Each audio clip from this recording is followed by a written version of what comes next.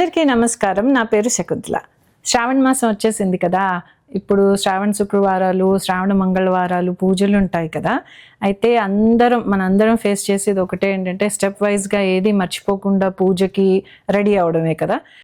So దానికోసమని ఒక reference manual లాగా ఉంటే కన్వీనియంట్గా అది ఫాలో అవుతూ చూసుకోవచ్చు అని ఐడియా వచ్చి నేను ఒక జర్నల్ చేసుకుందాం అనుకున్నాను.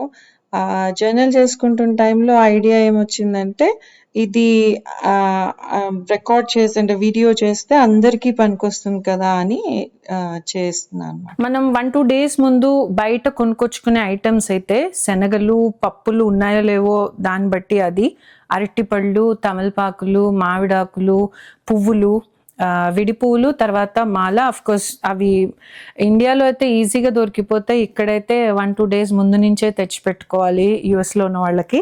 తర్వాత అరటిపళ్ళు చాలా ఇంపార్టెంట్. అది కాక మీకు నచ్చిన పళ్ళు కొన్ని, మీరు తాంబూలం ఇచ్చేటప్పుడు కూడా పళ్ళు ఇస్తారు కదా, అవన్నీ కూడా ముందే కొని పెట్టుకుంటే మనకి ఫ్రైడే రోజు ఈజీగా పని అయిపోతుంది. సో అవన్నీ కూడా పర్చేసెస్ 1-2 days ముందే చేసి పెట్టుకుంటే హడావిడి పడకుండా చేసుకోవచ్చు. అది కాక మనకి బ్లౌజ్ పీస్లు ఉన్నాయో లేదో చూసుకుని అదొకటి రెడీ చేసుకోవాలి. థర్స్డే నైట్ చేయాల్సిన పనులేంటో చెప్తాను. ఒకటి వెరీ ఇంపార్టెంట్, శనగలు అన్నిటికన్నా ముందు నానపెట్టుకోవాలి. థర్స్డే ఈవినింగ్ నుంచే నానపెట్టేయచ్చు. సో శనగల్ని ఒకసారి అన్నీ క్లీన్ చేసేసుకున్న తర్వాత కడిగి నానపోస్తాం కదా. అయితే నేను చాలా నోటీస్ చేస్తాను అందరి దగ్గర ఏంటంటే పసుపు ఒకటి వెయ్యరు అందరూ. అది అంటే ఇంట్లో అలవాటు లేదా వేయకూడదా నాకు తెలియదు, కానీ మాకైతే పసుపు వేసి నానపెట్టమనే నేర్పించారు. సో మీకు వీలైతే పసుపు వేసి నానపెట్టండి. చాలా అక్కర్లేదు, కొంచెం వేస్తే సరిపోతుంది.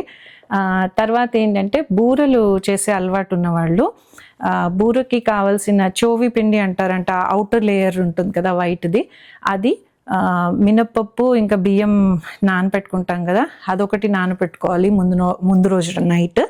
దాని తర్వాత గారెల కోసమని మినప్పప్పు నానపెట్టుకోవాలి. మీకు వీలైతే ఇష్టం ఉంటే చింతపండు కూడా నానపెట్టుకోవచ్చు. పొద్దున్న పులిహార చేయడానికి ఈజీగా నానిపోయి రెడీగా ఉంటే పల్ప్ గుజ్జు తీయడం చాలా ఈజీగా వచ్చేస్తుంది కదా. అది మీకు ఇష్టమైతే అలా నానపెట్టుకోవచ్చు. సో ఇవి ముఖ్యంగా ముందు రోజు నానపెట్టుకుని రాత్రి చేసే పనులు, ఆర్ ఈవినింగ్ నుంచి నైట్ లోపల చేసే పనులు. ఇంకొకటి అందరం చేసేది అమ్మవారి అలంకరణ. చీర కట్టే వాళ్ళు చీర కడతారు అమ్మవారికి, అదంతా డెకరేషన్స్ అన్నీ చేసుకుంటారు. ఇవన్నీ 1 day బిఫోర్ చేసుకుంటే ఫ్రైడే మార్నింగ్ పూజకి ఈజీ అయిపోతుంది కదా. అందుకని అది ఐ థింక్ అందరూ చేసే పనే, అది కొత్త ఏం కాదు. అది కాకుండా ఇంటికి ముందు తోరణం కట్టుకుంటారు కదా మామిడాకులతో, అది ఒకటి, ఆర్ బంతిపూలతో ఏదో ఒకటి తోరణం కట్టేది కూడా ముందు రోజు చేసుకుంటే ఫ్రైడే మార్నింగ్ ఏది హడావిడి ఉండదు. ఇంకో మాట, ఈ మధ్యనే ఒక ఇంటర్వ్యూ చేసినప్పుడు శ్రీ బ్రహ్మశ్రీ వద్దిపర్తి పద్మాకర్ గురుదేవులతో ఆయన చెప్పారు వ్రతాలు అవి ఈవినింగ్ చేస్తే మంచిదని. ఆ వీడియో మీరు ఎవరైనా మిస్ అయితే చూడాలనుకుంటే నేను లింక్ షేర్ చేస్తాను, అందులో చూడండి. అందులో పొద్దున కన్నా ఈవినింగ్ చేయడం శ్రేష్టం అని చెప్పారు. ఎలా వీలుంటే అలా చేయొచ్చు అని కూడా చెప్పారు. అంటే పొద్దున్న చేసేవాళ్ళు పొద్దున్న చేసుకోవచ్చు, వర్క్ వెళ్ళి వచ్చేవాళ్ళు ఈవినింగ్ చేసుకోవచ్చు అని చెప్పారు. ఆర్ పొద్దున్నుంచి వంటలు చేసుకుని లేట్ అయిపోతుంది కదా కొంతమంది, అంటే నేను చాలా మందిని వింటాను మధ్యాహ్నం అయిపోయింది వాళ్ళు పూజ చేసేసరికి అని. ఇన్స్టెడ్ ఆఫ్ మధ్యాహ్నం కొంచెం ఇంకొన్ని ఫ్యూ అవర్స్ ఆగితే సాయంత్రమే పూజ చేసుకోవచ్చు కదా. సో అలా మీరు ఒకసారి ఆలోచించి చూడండి. ఫస్ట్ ఏమో ఒక ప్లేట్లో బియ్యం పోసేసి ఇలా ఇక్కడ పెడుతున్నాను. ఇది యాక్చువల్లీ ఒక స్క్వేర్ స్టూల్, ఇది నేను పెట్టినది. దాని మీద ఒక లేయర్ యాడ్ చేయడం కోసం అని ఇంకొక పీట వేశాను. ఇక్కడ మీరు అమ్మవారిని చీర కట్టి తయారు చేసేదైతే అలా పెట్టుకోవచ్చు, లేదా మీకు అది అలవాట్లేదు సింపుల్ కలసమే పెట్టేటట్టయితే ఇక్కడ ఫోటో పెట్టుకోవచ్చు. సో ఇక్కడ ఫోటో పెట్టి ఇక్కడ కలసం పెడుతున్నాము. కలసంకి పసుపు రాసి కుంకుమ బొట్టు పెట్టాలి.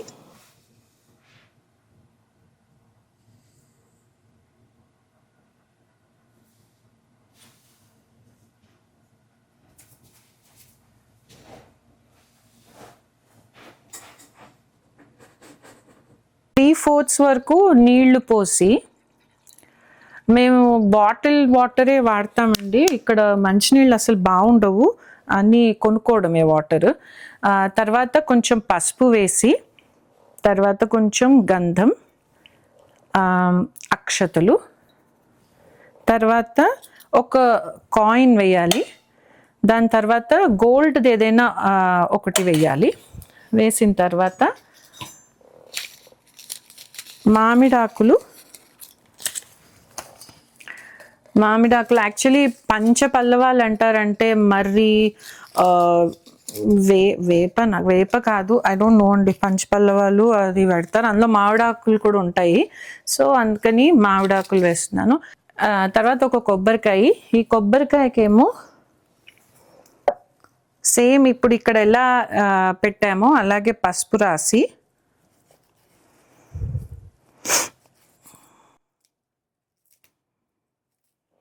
తర్వాత ఒక కొబ్బరికాయకి ఇలా బొట్టు పెట్టేసి బ్లౌజ్ పీస్ పెట్టేసి పెట్టాలి. దాని తర్వాత అలంకరణకి మీరు నగలు వేసుకోవచ్చు, మొత్తం ఇక్కడంతా నగలు వేసుకోవచ్చు. నేనైతే ప్రస్తుతం నగలు వేయట్లేదు, అవన్నీ అలంకరణ నేను తర్వాత చేసినప్పుడు చూపిస్తాను. ఓకే,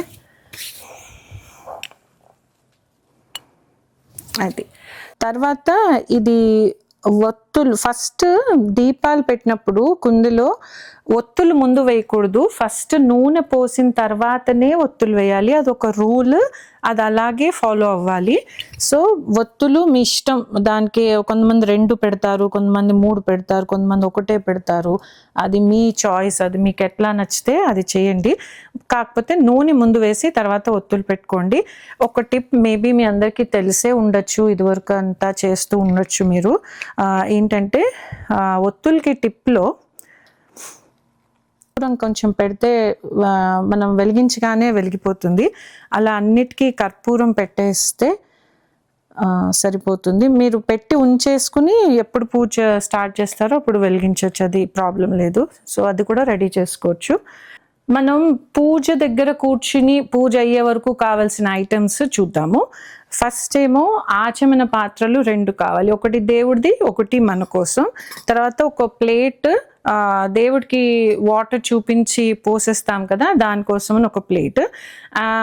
అందరికీ తెలిసిందే పసుపు, కుంకుమ, అక్షతలు, గంధం, కర్పూరం, నూనె అండ్ అగరబత్తి, ఇవన్నీ రోజు నిత్య పూజలో ఉండేదే.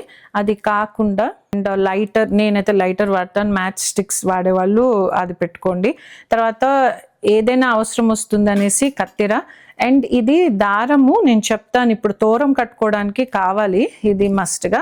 అండ్ వక్కలు, తమలపాకులు, పువ్వులు, పళ్ళు, అరటిపండు మస్ట్. తర్వాత మీకు ఇష్టమైన పళ్ళన్నీ పెట్టుకోవచ్చు. దీంతో పాటు మీరు శనగలు నానపెట్టేసి ఉంటాయి కదా, ఆ శనగలు ఒకటి దగ్గర పెట్టుకోవాలి, అమ్మవారికి అది పూజలో వాయనం ఇవ్వడం కోసమని. దాని తర్వాత పిండి వంటలు, అంటే ఆ రోజు 9 రకాల వంటలు చేస్తారు కదా, దాని గురించి ఇది అయిపోయాక మాట్లాడుకుందాం. సో ఇది పూజకు సంబంధించింది. ఇప్పుడు మనం తోరం ఎలా కట్టుకోవాలో చూద్దాము. ఇది తోరంకి 9 వరసలతో దారం తీసుకోవాలి. ఇది ఫస్ట్ మనం రెడీ చేసి పెట్టుకోవాలి, దీనికి కొంచెం టైం పడుతుంది చేయడానికి. తర్వాత ఇది 9 వరుసలు ఉండాలి. దాని తర్వాత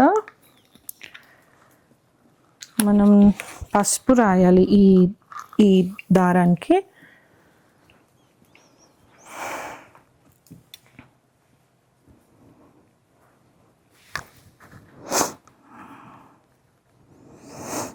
నా నోస్ కొంచెం బ్లాక్ ఉంది, చాలా డ్రై ఉంది వెదర్ ఇవాళ, దాంతో నాకు ఆయాసంలాగా అనిపిస్తుంది మాట్లాడుతుంటే. I don't think I'm breathing right. So ఇక్కడ తెల్లగా లేకుండా మొత్తం ఎల్లోగా దారం చేసుకోవాలి. చేసుకున్న తర్వాత కొన్ని ఈ ఏమంటారు, ఇవి గన్నేరు పూలు లాంటివి ఉంటాయి కదా, మెత్తవి, లైక్ మల్లెపూలు కానీ జాజి పూలు కానీ ఉంటాయి కదా. సో అవి తీసుకుని మనం 9 ముడులతో ఇది తయారు చేసుకోవాలి. దీనికి తర్వాత తోర గ్రంథి పూజ అని ఒకటి చేస్తారు కదా, 9 గ్రంథులు అంటే ముడులకి పూజ చేస్తారు. సో ఇది దారం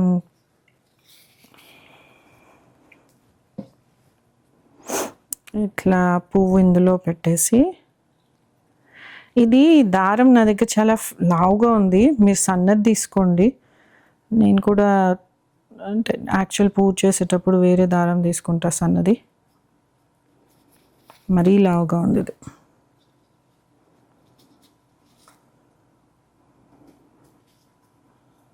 ఈ వరలక్ష్మి వ్రతానికి ప్రిపరేషన్కి చాలా టైం కావాలి, స్టెప్స్ వైజ్గా ఉంటుంది కదా. అమ్మవారిని తయారు చేయడం ఒకటి, ఇల్లు రెడీ చేసుకోవాలి, పూజకి అన్ని ఐటమ్స్ కొని తెచ్చుకోవాలి, ఇలాంటివి చేయాలి, తోరాలు అవి.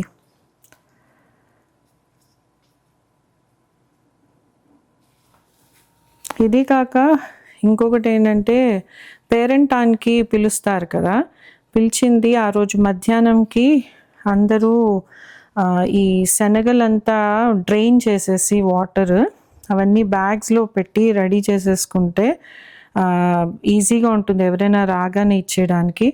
Most of you know, and పిల్లలకి పనులు చాలా ఇష్టం ఉంటాయి. అది శనగల్లో వాటర్ డ్రైన్ చేసి ప్యాకెట్స్లో వేయమని చెప్తే చాలా ఇష్టపడతారు.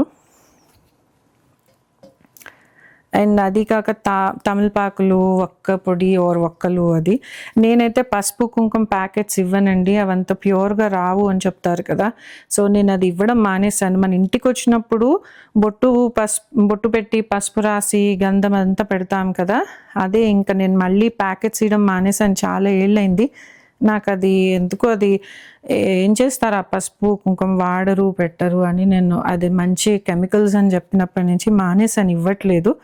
ఓపిక ఉన్న వాళ్ళు అది మళ్ళీ మీరే ఇప్పుడు వస్తున్నాయి కదా వెరైటీగా పోత్లీ చేసి పెడుతున్నారు పసుపు కుంకుమ, మీకు అది ఏమాత్రం ఓపిక ఉన్నా ఇంట్లో పూజ చేసిన కుంకుమ ఉంటే అది కట్టి పెట్టి ఇవ్వండి మీకు ఓపిక ఉంటే. తర్వాత తాంబూలం, తర్వాత పళ్ళు అన్నీ కూడా బ్యాగ్స్లో వేసి రెడీగా పెట్టుకుంటే ఇచ్చేయడానికి ఈజీగా ఉంటుంది. అంటే సాయంత్రం అన్నీ టుగెదర్ ఉంటే పని ఈజీగా అయిపోతుంది కదా. అది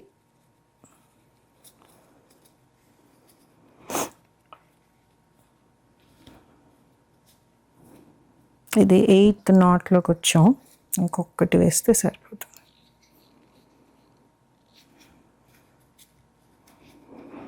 మీ దగ్గర అన్ని పువ్వులు లేకపోయినా కూడా మీరు లీవ్స్ పెట్టచ్చు, కొంతమంది అసలు ఏమీ పెట్టరు, ఉత్తినే ముడులేసి కూడా పెడతారు, అలా కూడా చేసుకోవచ్చు.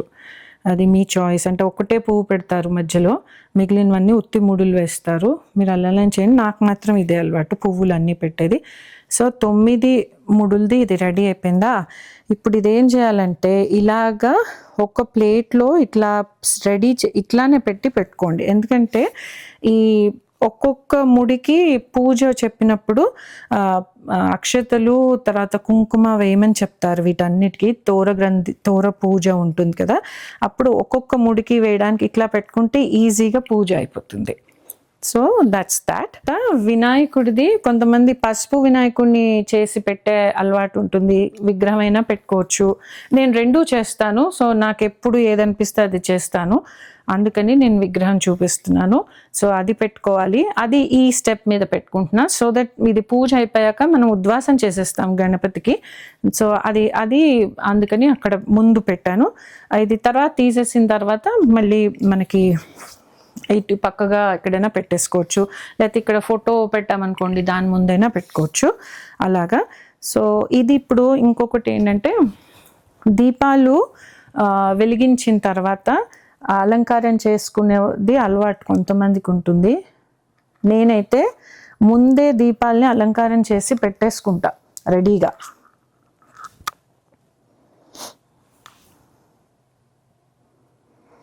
ఏం లేదు, మనకి టైం సేవ్ అవుతుంది, పూజ దగ్గర కూర్చున్నాక ఆగకుండా చేసుకోవచ్చు పూజ. తర్వాత పూజ ప్లేస్ మాత్రం అబ్సల్యూట్ క్లీన్గా పెట్టుకోండి, ఎందుకంటే దేవుడికి లక్ష్మీదేవికి క్లెన్లీనెస్ చాలా ఇష్టం. ఎనీ పూజకి యాక్చువల్గా నీట్గా క్లీన్గా పెట్టుకోవాలి. ఇంకొక ముఖ్య విషయం అందరికీ చెప్పేది ఏంటంటే, తడి జుట్టు పెట్టుకుని విరబోసుకుని తిరగకండి.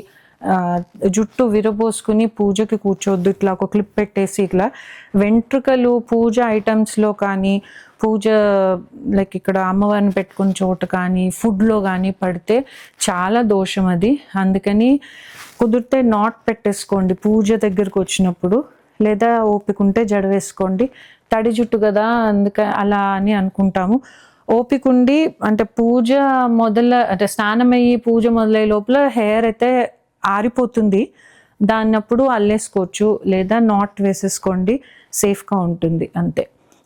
జుట్టు మాత్రం వెంట్రుకలు మాత్రం ఎక్కడ పడడానికి వీల్లేదు. మేక్ షూర్, అది చాలా చాలా దోషం, అందుకనే రిపీటెడ్గా చెప్తున్నా. నెక్స్ట్ వస్తే ఏంటంటే వస్త్రాలు.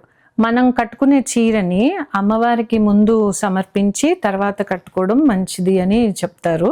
సో అది మనం ఏం చీర కొనుక్కున్నామో అది ముందు అమ్మవారికి పెట్టి, అంటే వస్త్రం సమర్పయామి అని చెప్తారు కదా, అక్కడ వస్త్రం అమ్మవారికి పెట్టి తర్వాత మనం కట్టుకుంటే మంచిది. అంటే పొద్దున్న పూజ చేశారనుకోండి, పొద్దున్న పెట్టి సాయంత్రం కట్టుకోవచ్చు.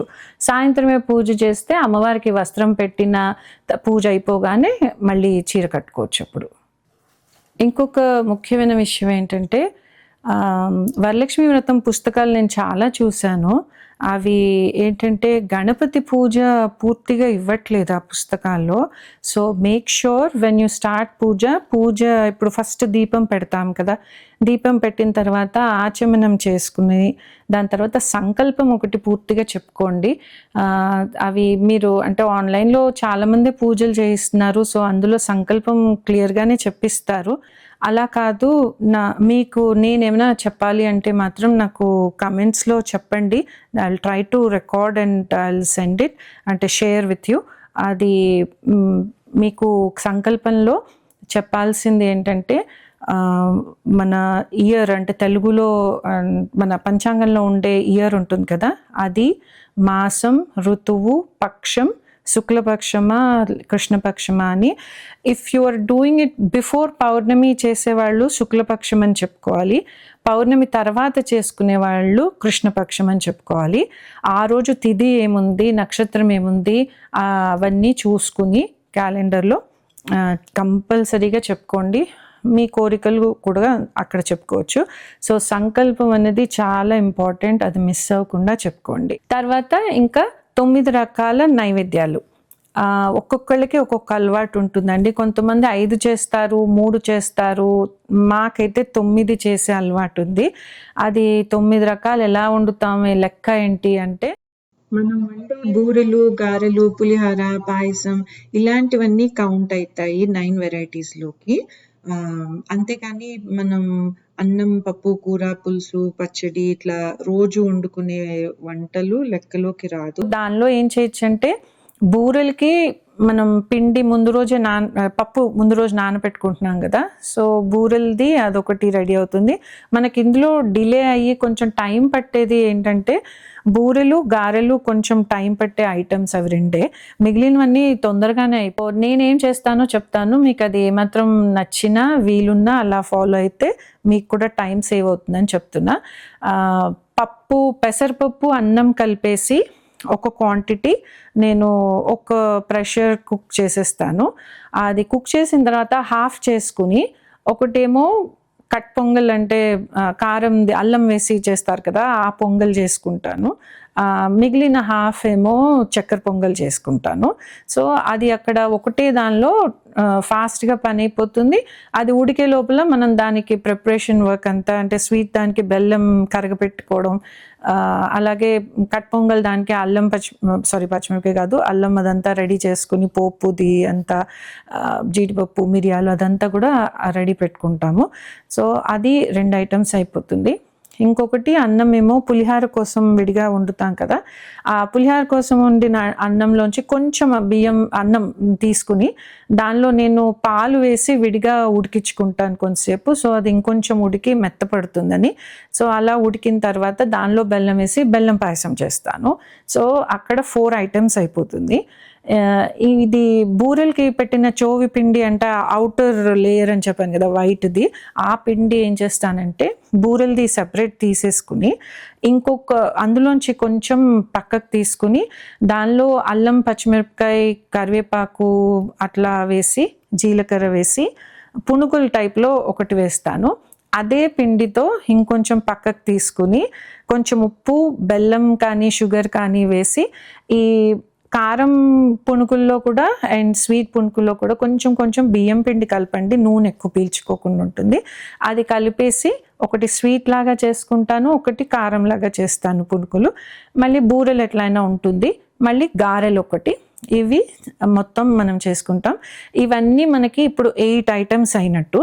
అది కాక ఇంకొక ఐటెంకి మాత్రం శనగలు పోపులో వేసుకుంటాము, అంటే పొగచడం అంటారు కదా కొంతమంది, అది శనగల్ని పోపులో వేసి అది ఒకటి 9వ నైవేద్యంగా పెడతాము.